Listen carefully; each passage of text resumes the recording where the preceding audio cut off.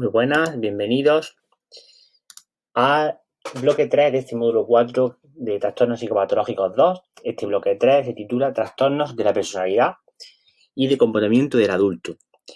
Este es el índice temático de los temas que vamos a revisar en este bloque 3. El tema 3.1, trastorno de inestabilidad emocional de la personalidad. El tema 3.2, trastorno histriónico de la personalidad. El tema 3.3, transformación persistente de la personalidad tras experiencia catastrófica.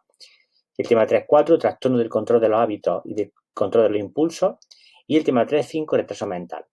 Comenzamos pues con el tema 3.1, que se centra en el trastorno de inestabilidad emocional de la personalidad.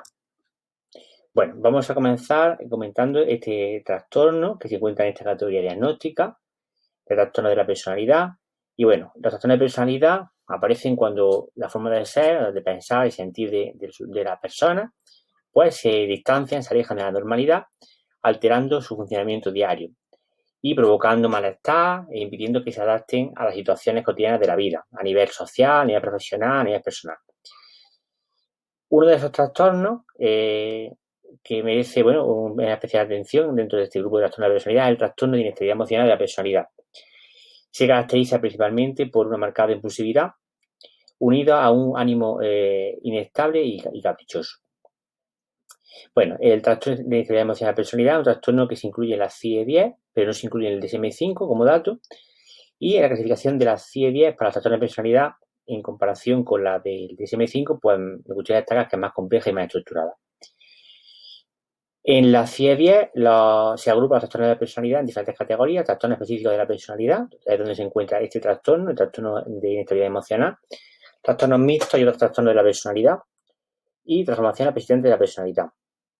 La CIE-10 define el trastorno de inestabilidad emocional de la personalidad como la existencia de una marcada predisposición a actuar de un modo impulsivo sin considerar las consecuencias y unido a un estado de ánimo inestable y caprichoso. Hay que destacar que en este patrón de conducta la capacidad de planificación es mínima y es frecuente la aparición de intensos arrebatos de ira que llevan a actitudes violentas o manifestaciones explosivas. Estas son fácilmente provocadas al recibir críticas o cuando el sujeto se siente frustrado en su acto impulsivo. Se pueden diferenciar dos variantes de este trastorno de personalidad, del trastorno de inestabilidad emocional de la personalidad. Por un lado tendríamos el trastorno de inestabilidad emocional de la personalidad de tipo impulsivo, que se caracteriza por inestabilidad emocional y falta de control del impulso, y además aparecen con frecuencia explosiones de violencia o un comportamiento amenazante, especialmente ante las críticas que reciben de otras personas. Incluye para su diagnóstico la personalidad explosiva y agresiva y el trastorno explosivo y agresivo de la personalidad. Y se excluye para su diagnóstico el trastorno disocial de la personalidad.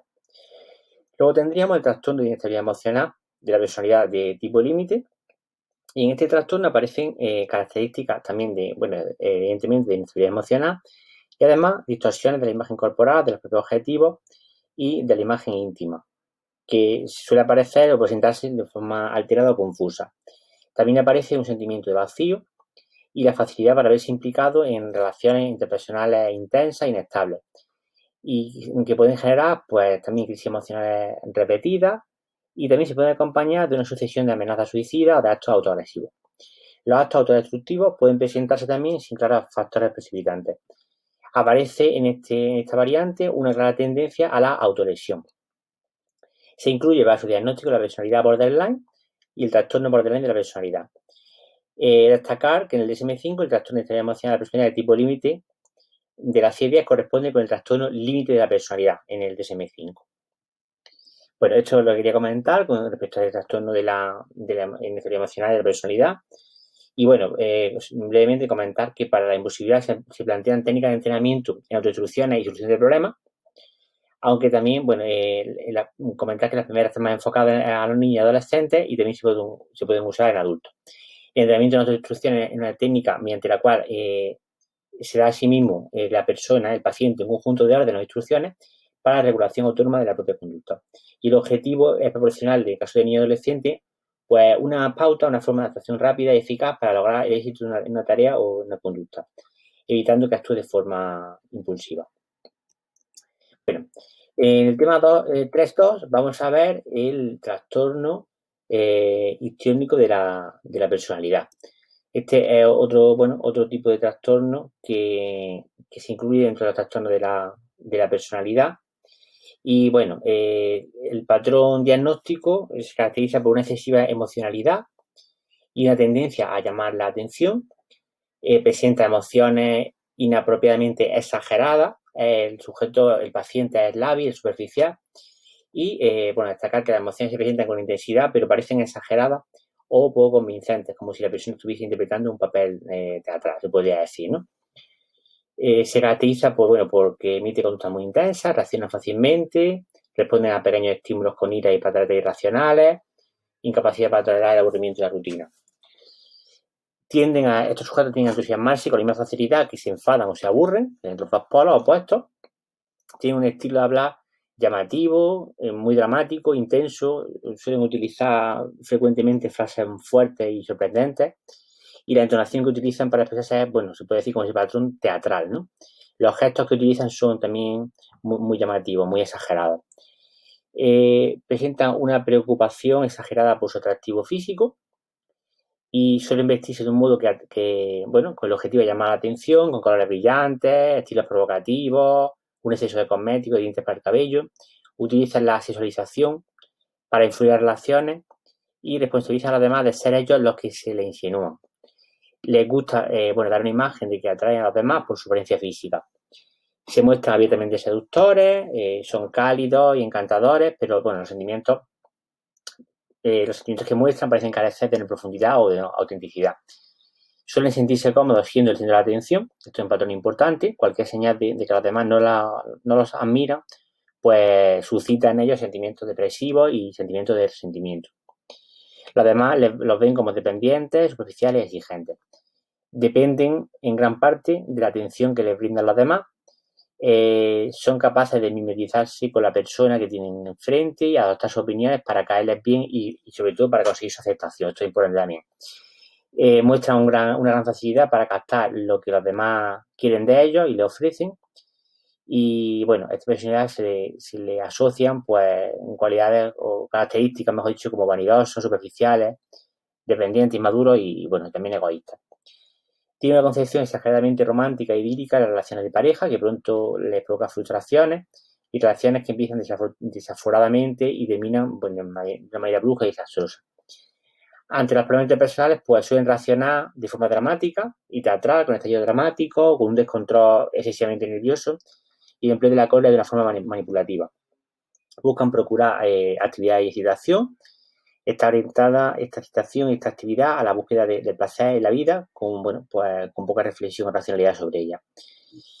También, piensan de sí mismos, que no son capaces de cuidarse por sí mismos, necesitan que el otro los cuide y buscan ser centro de atención para asegurarse ese cuidado que necesitan. Otro patrón importante en estos sujetos es que buscan exageradamente la aprobación de los demás. Y para ello se abren fácilmente a los demás, expresan, con rapidez sus sentimientos, parecen ofrecer una rápida sensación de intimidad, se adaptan a las circunstancias en cada momento, desde una imagen segura e incluso hasta una imagen amable y cándida. Al comienzo de las relaciones, son percibidos como encantadores, pero según pasa el tiempo, se vuelven cada vez más exigentes y necesitados de un apoyo constante, que buscan con métodos, podemos decir, indirectos, y que si no logran suelen llegar a la amenaza, incluso los castigos, la ira, incluso pueden llegar hasta a amenazas de suicidio. Tiene un fuerte temor a ser rechazado y cualquier indicio de abandono para ellos es muy, muy invasivo, muy devastador, incluso aunque la otra persona no sea demasiado importante para ellos. Para conseguir la atención y el afecto de los demás, son manipuladores en las relaciones con crisis emocionales, provocando celos, seduciendo, negándose a tener relaciones sexuales, regañando y quejándose. Pueden cambiar rápidamente de pareja y amigos, dado que la persona histriónica le anula emocionalmente con facilidad y se aburre de ellos. Y la creencia de los histriónicos, son variantes de esa esencia. Tengo muy poco atractivo, son frases que ellos utilizan, necesito que los demás me admiren para ser feliz, las personas están ahí para admirarme y satisfacerme, etc., ¿no? Entonces, básicamente, ese patrón general, ese estilo de personalidad que marca la tendencia en el trastorno histriónico de la personalidad. Bueno, vamos a pasar al tema 3.3. El tema 3.3 se centra en la transformación persistente de la personalidad de la experiencia catastrófica. Y bueno, vamos a ver algunas de las características y en esta transformación persistente de la personalidad, por experiencia catastrófica, pues se caracteriza, puede aparecer tras una experiencia de una situación estresante, catastrófica, y el estrés, tiene que ser tan extremo para categorizarlo como tal, como para que no se requiera tener en cuenta la vulnerabilidad personal para poder explicar ese profundo efecto que ejerce sobre la personalidad. Ejemplos típicos, pues serían, por ejemplo, experiencias en campos de concentración, tortura, desastres naturales, exposición prolongada a situaciones amenazantes para la vida, por ejemplo, un secuestro prolongado, la posibilidad de amenaza de ser asesinado, y puede predecir a este tipo de transformación de la personalidad un trastorno de estrés postraumático. Este aspecto es importante. Estos casos se pueden considerar como estados crónicos o como secuelas irreversibles de ese trastorno. En otros casos, hay una alteración persistente de la personalidad que reúne características que a continuación se menciona, pues puede aparecer sin que haya una fase intermedia, digamos, de un trastorno de estrés postraumático que se haya expresado de manera manifiesta. La transformación duradera de la personalidad, después de una breve exposición a una experiencia que ha resultado amenazante para la vida, como puede ser un accidente de tráfico, pues no han de ser incluidas en esta categoría porque, pues se ha observado en investigaciones recientes que indican que este tipo de evolución depende de la vulnerabilidad psicológica que preexistía en el sujeto, ¿no? ¿Cuáles serían las pautas para el diagnóstico? Bueno, las pautas para el diagnóstico de la transformación persistente de la personalidad tras experiencia catastrófica serían: la transformación de la personalidad tiene que ser persistente y manifestarse como rasgos rígidos y desadaptativos que conllevan o que llevarían a un deterioro de las relaciones personales, también de la actividad social y de la actividad laboral. Generalmente, la transformación de la personalidad debe ser confirmada por la información por una tercera persona. El diagnóstico se basa principalmente en la presencia de rasgos previamente ausentes, como pueden ser, algunos de los siguientes: actitud permanente de confianza, hostilidad hacia el mundo. Otro sería aislamiento social, sentimiento de vacío o desesperanza, sentimiento permanente de estar al límite, como si estuviera constantemente amenazado, vivencia de extrañeza de sí mismo. Y esta transformación de la personalidad debe haber estado presente por lo menos durante 2 años y no debe poder ser atribuida a un trastorno de la personalidad persistente o a un trastorno mental que sea distinto del trastorno de estrés postraumático. Incluye transformación de la personalidad tras experiencias en campos de concentración, en desastres y catástrofes, como comentaba antes, de experiencias de cautiverio prolongado con peligro inminente de ser asesinado, exposición prolongada a situaciones amenazantes para la vida, como ser víctima de un acto terrorista o de tortura, y excluye el trastorno de estrés postraumático. Bueno, eso son algunas de las características que quería comentar. Y luego tendríamos algunas variantes, que sería, por ejemplo, la transformación persistente de la personalidad tras enfermedad psiquiátrica, que, pues es esa transformación de la personalidad atribuible a experiencia traumática de sufrir una enfermedad psiquiátrica grave, ¿no? Los cambios que se provocan no pueden ser explicados por un trastorno de personalidad previo y deben diferenciarse de la esquizofrenia residual y de otros trastornos de recuperación incompleta de un trastorno mental previo. Las pautas para el diagnóstico en este caso serían, la transformación de la personalidad debe ser persistente y debe de manifestarse como un modo rígido y desadaptativo de la manera de vivenciar y comportarse que llevan a un deterioro, digamos, a largo plazo, a nivel personal, a nivel social, a nivel laboral, así como un malestar subjetivo. No debe estar presente un trastorno de personalidad persistente que pueda explicar el cambio de personalidad. Y también comentar que el diagnóstico no debe basarse en síntomas residuales de un trastorno mental previo. Algunas de las pautas diagnósticas, rasgos clínicos para diagnosticar este trastorno serían la excesiva dependencia y demanda de terceras personas, la convicción de estar cambiado o estigmatizado por la enfermedad precedente, lo que provocaría una incapacidad para formar y mantener relaciones personales de confianza y un aislamiento social, pasividad, reducción de los intereses y de la participación en entretenimiento, quejas constantes de estar enfermo, que se acompañan de demanda hipocondríaca y compromiso de enfermedad, humor lábil, disfórico, que no se dé un trastorno mental presente o previo con síntomas afectivos residuales y deterioro significativo del rendimiento social y ocupacional. Y bueno, y luego habría otra categoría que se llama otras transformaciones persistentes de la personalidad, que incluirían trastorno de la personalidad persistente y de la experiencia no mencionada en los dos casos anteriores, como por ejemplo el trastorno de la personalidad por el dolor crónico y transformación persistente de la personalidad por duelo. Y luego, pues, otra categoría sería transformación persistente de la personalidad sin especificación. Bueno, pasamos al tema 3.4. En el tema 3.4 vamos a ver los trastornos del control de los hábitos y de los impulsos. Y bueno, en esta categoría, comentar que abarca diferentes o ciertos trastornos de la conducta que no son clasificados, evidentemente, bajo otros códigos. Y bueno, la persona informa que esta conducta se asocia con impulsos para la acción y la causa de estos trastornos no, bueno, pues se agrupa debido a similitudes descriptivas y no porque compartan otras características importantes, sí, ¿no? Algunos de los principales, bueno, de estos trastornos tendríamos en esta categoría trastornos del hábito y control del impulso, pues se caracterizan por actos repetidos que no tienen una motivación racional clara y que dañan los intereses del enfermo y de los demás.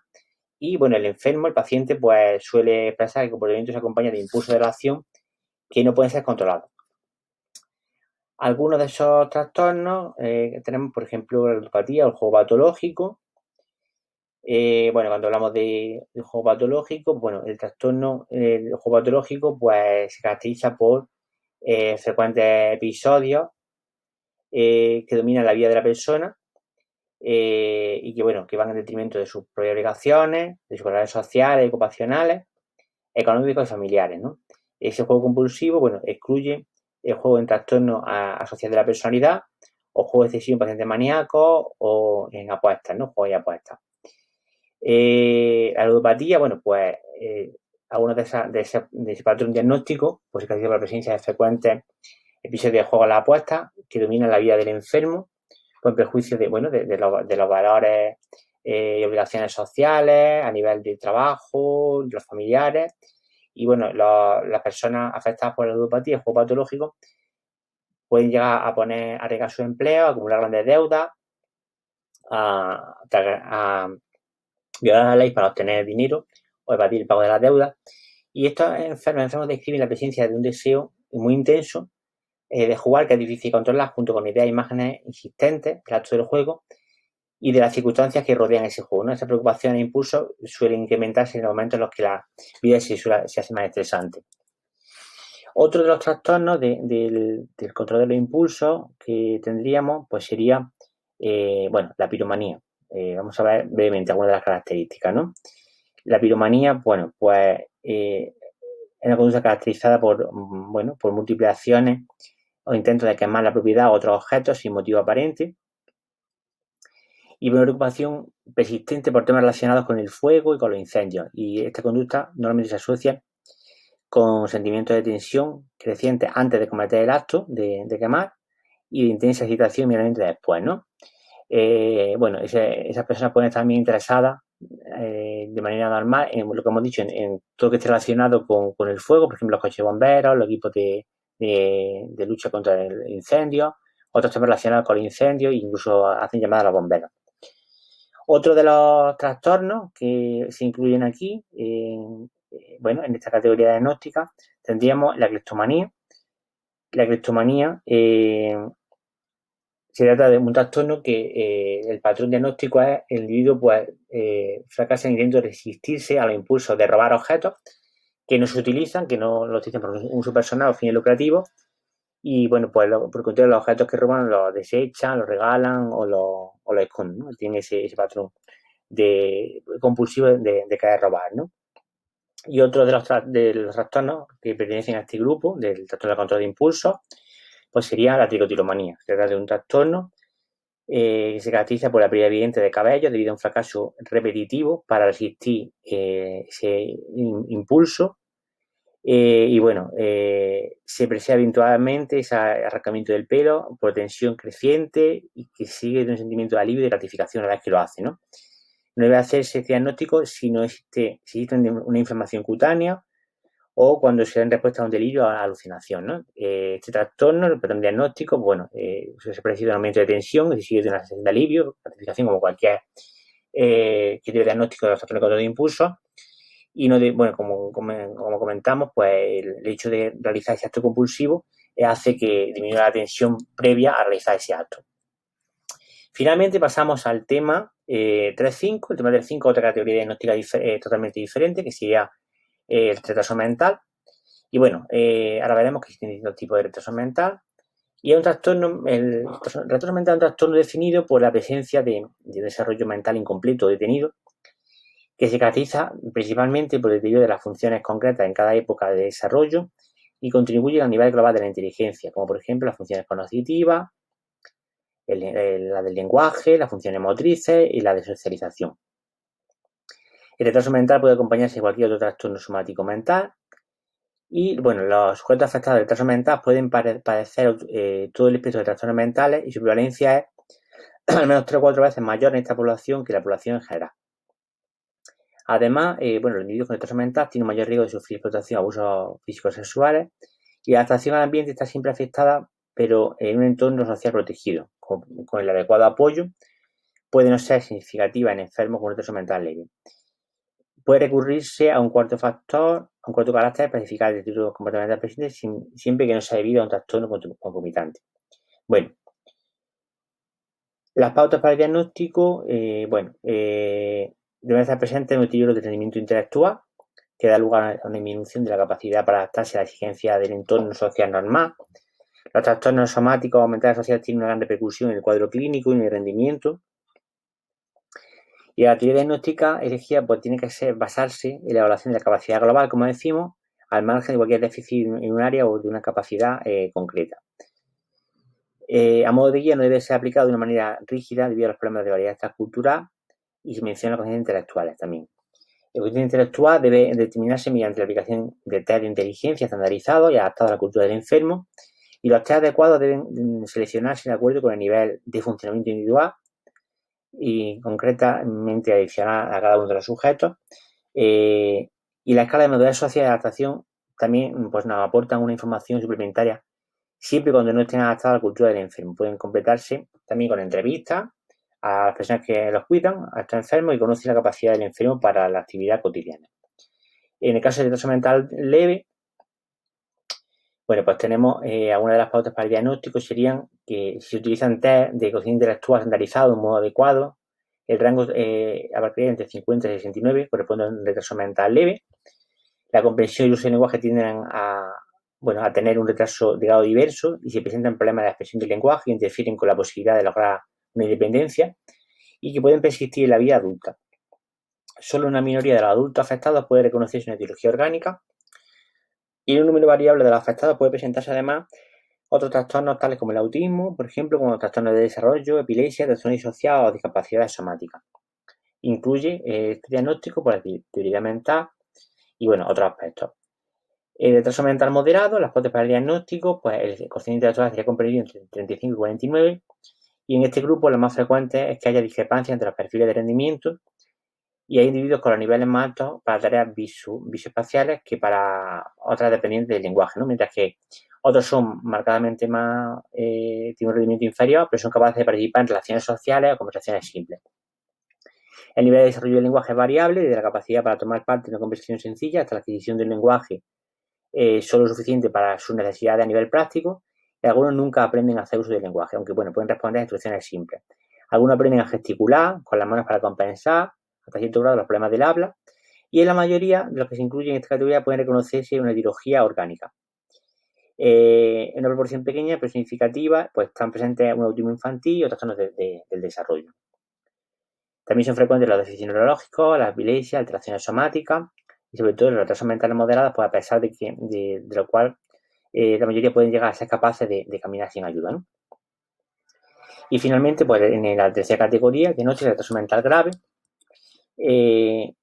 tanto en el cuadro clínico como en la etiología orgánica de asociación a otros trastornos son similares a los de retraso mental moderado, siendo lo más frecuente en esta categoría unas adquisiciones de nivel más bajos que los mencionados en el retraso mental moderado. Muchas personas dentro de esta categoría padecen un grado marcado de déficit motor o de la presencia de otro déficit que indica la presencia de un daño, una anomalía del desarrollo del sistema nervioso central que tiene significación clínica. El coeficiente intelectual estaría comprendido entre 20 y 24 y luego tendríamos el retraso mental profundo en el cual el coeficiente intelectual esta categoría estaría por debajo de 20. Muchas gracias.